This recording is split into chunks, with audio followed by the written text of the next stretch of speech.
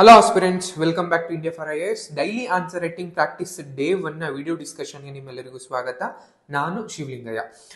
ನಿಮಗೆಲ್ಲ ಗೊತ್ತಿರೋ ಹಾಗೆ KPSC ಪ್ರಿಲಿಮ್ಸ್ ಮುಗಿದಿದೆ. ಈಗ ಮೇನ್ಸ್ ತಯಾರಿಯನ್ನ ಅಥವಾ ಮುಖ್ಯ ಪರೀಕ್ಷೆಯ ತಯಾರಿಯನ್ನ ನಡೆಸಬೇಕಾಗಿದೆ.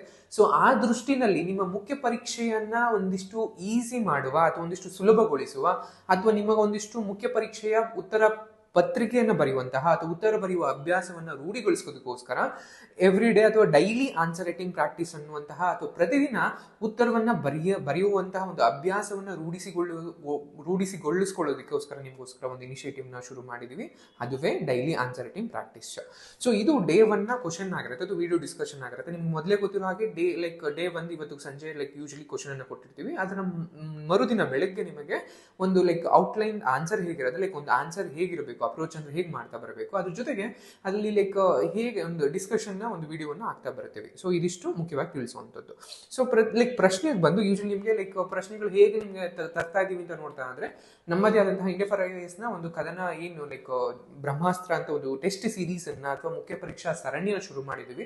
ಸೊ ಅದ್ರದ್ದು ಏನ್ ಸಿಲೆಬಸ್ ಇರುತ್ತೆ ಅದಕ್ಕೆ ಅಲೈನ್ ಆಗಿರೋ ರೀತಿಯಲ್ಲಿ ಅಥವಾ ಆ ಒಂದು ಸಿಲೆಬಸ್ಗೆ ಅಂದ್ರೆ ಟೆಸ್ಟ್ 1 ಟೆಸ್ಟ್ 2 ಅಂತ ನಾವೇನಲ್ಲಿ ಇಟ್ಕೊಂಡು ಹೋಗಿರ್ತೀವಿ ಆ ಟೆಸ್ಟ್ಗಳಿಗೆ ನಾವು ಸರಿಹೊಂದುವಂತೆ ಅಥವಾ ಅದಕ್ಕೆ ಸಮಾನಾಂತರವಾಗಿ ನಿಮ್ಗೆ ಯೂಶಲಿ ಸಿಲೆಬಸ್ ನ ಇಲ್ಲೂ ಕೂಡ ಕ್ವಶನ್ ನ ಕೇಳ್ತಾ ಬಂದಿದ್ದೀವಿ. ಸೊ ಆ ಸಿಲೆಬಸ್ ಪ್ರಕಾರ ನೀವು ರೆಡಿ ಆಗ್ತಾ ಹೋದ್ರೆ ಈ ಡೈಲಿ ಕ್ವಶನ್ಸ್ ನ ನೀವು ಆನ್ಸರ್ ಮಾಡ್ತಾ ಬರ್ಬೋದು. ಅದ್ರ ಜೊತೆಗೆ ನಮ್ಮದೇ ಈ ಒಂದು ಡೈಲಿ ಆನ್ಸರ್ ಪ್ರಾಕ್ಟಿಂಗ್ ಇದ್ದು ಕೂಡ ಒಂದು ಸಿಲೆಬಸ್ ನ ನಿಮ್ಗೆಲ್ಲ ಕೊಟ್ಟಿರ್ತೀವಿ.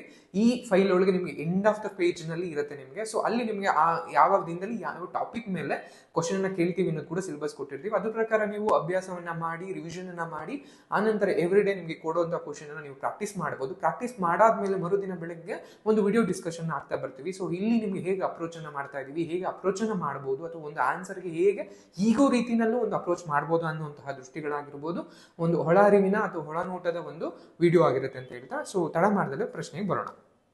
ಸೊ ನಿಮಗೆ ಪ್ರಶ್ನೆ ಕೊಟ್ಟಿದ್ದಂಥದ್ದು, how do social structures of Indus civilisation and Vedic civilisation compare particularly in terms of caste or class system ಅಂತ ಇದೆ. ಸಿಂಧೂ ನಾಗರಿಕತೆ ಮತ್ತು ವೈದಿಕ ನಾಗರಿಕತೆ ನಡುವಿನ ಸಾಮಾಜಿಕ ರಚನೆಗಳನ್ನು ಅದರಲ್ಲೂ ಕೂಡ ನಿರ್ದಿಷ್ಟವಾಗಿ ಜಾತಿ ಅಥವಾ ವರ್ಗ ವ್ಯವಸ್ಥೆಗಳ ಪರಿಭಾಷೆಯಲ್ಲಿ ಹೋಲಿಕೆ ಮಾಡಿರಿ ಅನ್ನುವಂತಹ ಒಂದು ಪ್ರಶ್ನೆಯನ್ನು ಕೇಳಲಾಗಿದೆ. ಇದು 15 ಅಂಕಗಳ ಒಂದು ಪ್ರಶ್ನೆ ಆಗಿದ್ದು 250 ಪದಗಳ ಒಂದು ಮಿತಿಯಲ್ಲಿ ನೀವು ಉತ್ತರವನ್ನ ಬರೀಬೇಕಾಗತ್ತೆ. ಅದ್ರ ಬಗ್ಗೆ ಸಾಮಾಜಿಕ ಜೊತೆಗೆ ನಿಮ್ಗೆಲ್ಲ ಗೊತ್ತಿರೋ ಹಾಗೆ ಒಂದು ಆನ್ಸರ್ ನ ಬರಿಬೇಕಾದ್ರೆ ಮೇನ್ಸ್ ಅಲ್ಲಿ ಆನ್ಸರ್ ಗಳನ್ನ ಬರಿಬೇಕಾದ್ರೆ 3 ಬಾಡಿ ಅಥವಾ 3 ಪಾರ್ಟ್ಗಳಾಗಿ ತರ್ತೀವಿ. ಮೊದಲಿಗೆ ನಾವು ಫಸ್ಟ್ ಒನ್ ನಾವು ಯೂಶಲಿ ಯಾವಾಗಲೂ ಕೂಡ ಇಂಟ್ರೊಡಕ್ಷನ್ಸ್ ಅಥವಾ ಪೀಠಿಕೆ ಅಂತ ಕರಿತಾ ಬರ್ತೀವಿ. ಸೊ ಪೀಠಿಕೆಯನ್ನ ನಾವು ಯೂಶಲಿ ಯಾವುದೇ ಪ್ರತಿಯೊಂದು ಪ್ರಶ್ನೆ ಕೂಡ ಒಂದು ನೆಸೆಸಿಟಿ ಇರುತ್ತೆ. ಅರೌಂಡ್ 90 to 99% ಪ್ರಶ್ನೆಗಳಿಗೆ ಒಂದು ಪೀಠಿಕೆಯನ್ನ ಬೇಸಿಕ್ ಅದು ಡೆಫಿನೇಷನ್ ಆಗಿರ್ಬೋದು ಅಥವಾ ಆ ವಿಷಯಕ್ಕೆ ಪ್ರಶ್ನೆಯಲ್ಲಿ ಕೇಳಲ್ಪಟ್ಟಂತ ವಿಷಯಕ್ಕೆ ಸಂಬಂಧಿಸಿದಂತೆ ಏನಾದ್ರು ಮಾಹಿತಿ ಆಗಿರ್ಬೋದು, ಯಾವುದೇ ಆದ್ರೂ ಕೂಡ ನಿಮ್ಗೆ ವ್ಯಾಖ್ಯಾನ ಆಗಿರ್ಬೋದು, ಈ ಡೆಫಿನೇಷನ್ಸ್ ಆಗಿರ್ಬೋದು, ಯಾವುದೇ ಆದ್ರೂ ಕೂಡ ಒಂದು ಡೆಫಿನೇಷನ್ ಅಥವಾ ಒಂದು ಇಂಟ್ರೊಡಕ್ಷನ್ ಅನ್ನು ನೀವು ಪ್ರಶ್ನೆಗೆ ಅಪ್ರೋಚ್ ಮಾಡಬೇಕಾಗುತ್ತೆ. ಆ ನಂತರದಲ್ಲಿ ಬಾಡಿ ಪಾರ್ಟ್ ಅಂತ ಕರಿತೀವಿ. ಅಂದ್ರೆ ಮುಖ್ಯ ಭೂಮಿಕೆ ಅಥವಾ ಒಂದು ಪ್ರಶ್ನೆ ಒಂದು ಮುಖ್ಯವಾಗಿ ನೀವೇನು ಉತ್ತರಿಸಬೇಕಾಗುತ್ತೆ ಅದನ್ನ ಬಾಡಿ ಪಾರ್ಟ್ ಅಂತ ಕರಿತೀವಿ. ಅಂದ್ರೆ ಪ್ರಶ್ನೆಯಲ್ಲಿ ಏನೋ ಒಂದು ಕೇಳಿರ್ತಾರೆ, ಕಂಪ್ಯಾರಿಸನ್ಸ್, ಕಾರಣಗಳು ಅಥವಾ ಉಪಯೋಗಗಳು ಅಥವಾ ಅದೊಂದು ವಿವರಿಸಿ, ಲಕ್ಷಣಗಳು ವಿವರಿಸಿ, ಸಮಥಿಂಗ್ ಏನ್ ಕೇಳಿರ್ತಾರೆ ಸೊ ಅದನ್ನ ಬರೀಬೇಕಾಗಿರುತ್ತೆ. ಇನ್ನು ಕನ್ಕ್ಲೂಷನ್ ಅಂತ ಕರಿತೀವಿ ಅಥವಾ ಕನ್ನಡದಲ್ಲಿ ಉಪಸಂಹಾರ ಅಂತ ಕರಿತೀವಿ. ಸೊ ಅಲ್ಲಿ ನೀವು ಉತ್ತರವನ್ನ ಮುಗಿಸ ಬರಬೇಕಾಗುತ್ತೆ. ಮುಗಿಸ್ತಾ ಬರ್ಬೇಕಾದ್ರೆ ಇಂಟ್ರೊಡಕ್ಷನ್ ಅಲ್ಲಿ ಏನ್ ಬರ್ದಿರ್ತೀರಾ ಅದ್ರ ಜೊತೆಗೆ ಬಾಡಿನಲ್ಲಿ ಏನ್ ಬರ್ದಿರ್ತಾರ ಎರಡನ್ನೂ ಕೂಡ ಸಮ್ಮರೈಸ್ ಮಾಡಿ 4 to 5 ಲೈನ್ಗಳೊಳಗೆ ನಿಮಗೆ ಅಥವಾ 3 to 4 ಲೈನ್ಗಳೊಳಗೆ ನೀವು ಒಂದು ಕನ್ಕ್ಲೂಷನ್ ಕೊಡಬೇಕು. ಅಂಡ್ ಎಲ್ಲಾ ಪ್ರಶ್ನೆಗಳು ಕನ್ಕ್ಲೂಷನ್ ಮುಖ್ಯವಾ? ಸೊ ಅದು ನಿಮ್ಗೆ ಆಪ್ಷನ್ ಇರುತ್ತೆ.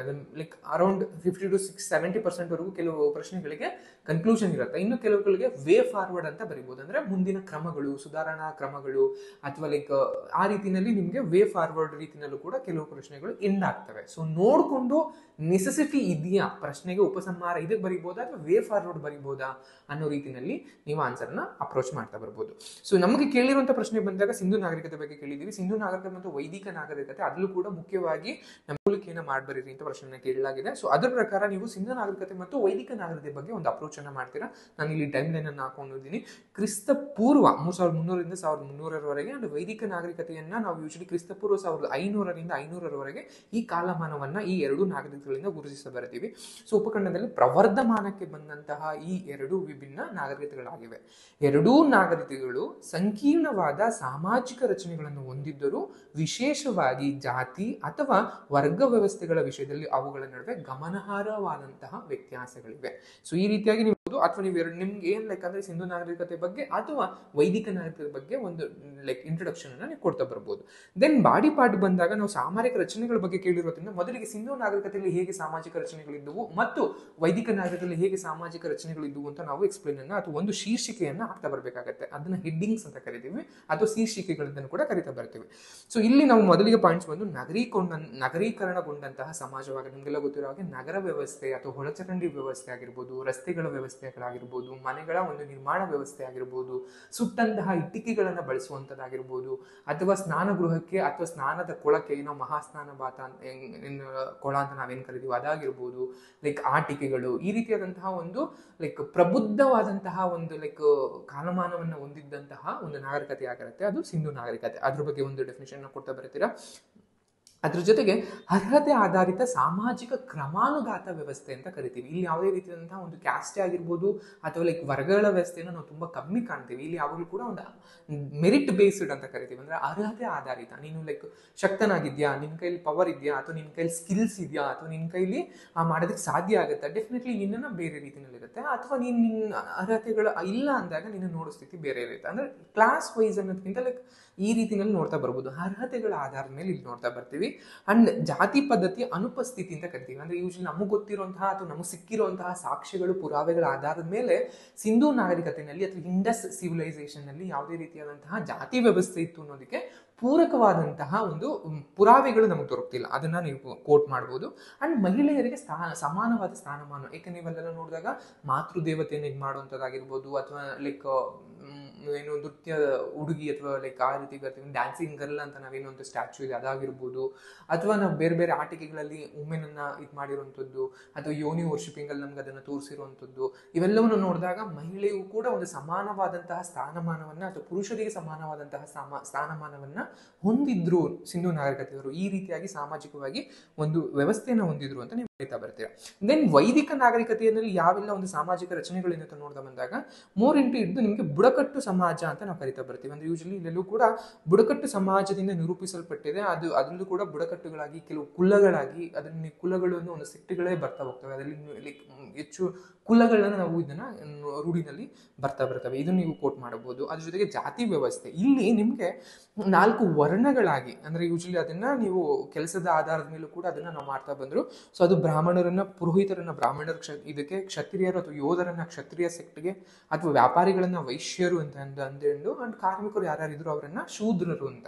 ಇದು ಬೇಸಿಕ್ ಆಗಿ ನಾವು ಮಾಡುವಂತಹ ಕೆಲಸದ ಆಧಾರದ ಮೇಲೆ ಶುರುಗೊಂಡಂತಹ ಈ ವರ್ಗೀಕರಣ ಮುಂದೆ ಪ್ರಬಲವಾದಂತಹ ಮತ್ತು ಕ್ಲಿಷ್ಟಕರ ಮತ್ತು ಲೈಕ್ ಆ ಒಂದು ನೆಗೆಟಿವ್ ಕಾಂಪ್ಯಾಕ್ಟ್ ಕೊಡುವಂತಹ ಒಂದು ಜಾತಿ ವ್ಯವಸ್ಥೆಯಾಗಿ ರೂಪುಗೊಳ್ಳುತ್ತೆ. ಇದು ಜಾತಿ ವ್ಯವಸ್ಥೆಗೆ ಒಂದು ಅಡಿಗಲ್ಲು ಅಂತಾನೆ ನಾವು ಕರಿತಾ ಬರ್ತೀವಿ. ಅಂಡ್ ನೆಕ್ಸ್ಟ್ ಇನ್ನೊಂದು ಪಾಯಿಂಟ್, ಪಿತೃ ಪ್ರಧಾನ ಸಮಾಜ ಅಥವಾ ಪ್ಯಾಟ್ರಿಯಾರ್ಕಲ್ ಸೊಸೈಟಿ ಅಂತ ಕರಿತಾ ಬರ್ತೀವಿ. ಇಲ್ಲಿ ಲೈಕ್ ಹಿಂದೆ ಇದ್ದಂತಹ ಅಥವಾ ಯಾರು ಇಂಡಸ್ ಸಿವಿಲೈಸೇಷನ್ ಇದ್ದಂತಹ ಸಮಾನವಾದಂತಹ ಸ್ಥಾನಮಾನಗಳು ಏನು ಮಹಿಳೆಗಿದ್ದೋ ಅವೆಲ್ಲವೂ ಕೂಡ ಬರ್ತಾ ಬರ್ತಾ ಕಮ್ಮಿ ಆಗ್ತಾ ಬಂದು ಪಿತೃ ಪ್ರಧಾನವಾದಂತಹ ಅಥವಾ ಒಂದು ಫ್ಯಾಮಿಲಿನಲ್ಲಿ ಯಾರು ಮೇಲ್ ಹೆಡ್ ಇರ್ತಾರೆ ಅಥವಾ ಯಾರು ಪುರುಷ ಹಿರಿಯರು ಇರ್ತಾರೆ ಅವರಿಗೆ ಎಲ್ಲ ಹಕ್ಕುಗಳು, ಅಂದ್ರೆ ಎಲ್ಲ ಹಕ್ಕುಗಳನ್ನು ಒಂದು ಡಿಸಿಷನ್, ಒಂದು ತೀರ್ಮಾನವನ್ನ ತೆಗೆದುಕೊಳ್ಳುವಂತಹ ಹಕ್ಕುಗಳೆಲ್ಲವೂ ಕೂಡ ಮನೆ ಒಡೆಯನಿಗೆ ಅಥವಾ ಮನೆ ಯಜಮಾನನಿಗೆ ಹೋಗ್ತಾ ಬರುತ್ತೆ.